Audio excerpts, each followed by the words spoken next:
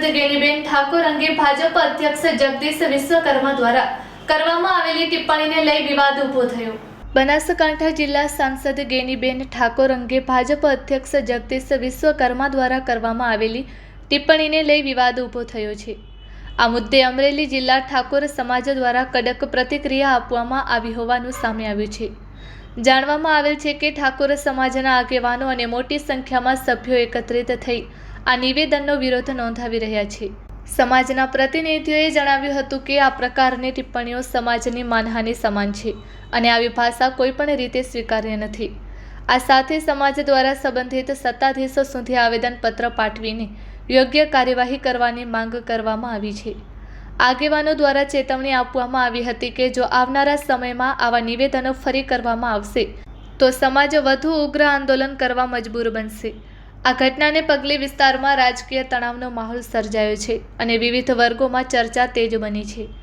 Report by Sarfaraz Khokhar, Amreli. મારું નામ ધીરુભાઈ મકવાણા, જિલ્લા કોળી ઠાકોર સમાજ અગ્રણી।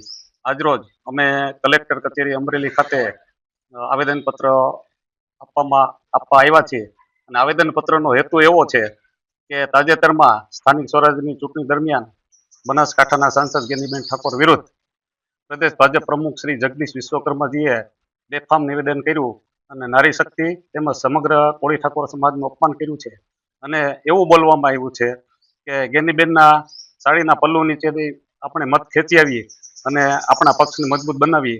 આ શબ્દોને અમે સખત રીતે વખોડી છીએ અને જ્યાં સુધી જગદીશ વિશ્વકર્માજી આ શબ્દોની જાહેરમાં માફી ન માગે અને સમાજની પણ માફી ન માગે ત્યાં સુધી અમારી લડત શાંતિથી અને ગાંધીજીને માર્ગે અને આગળ જતા ઉગ્ર સ્વરૂપે અમે સમગ્ર ગુજરાતની અંદર આંદોલન કરશું।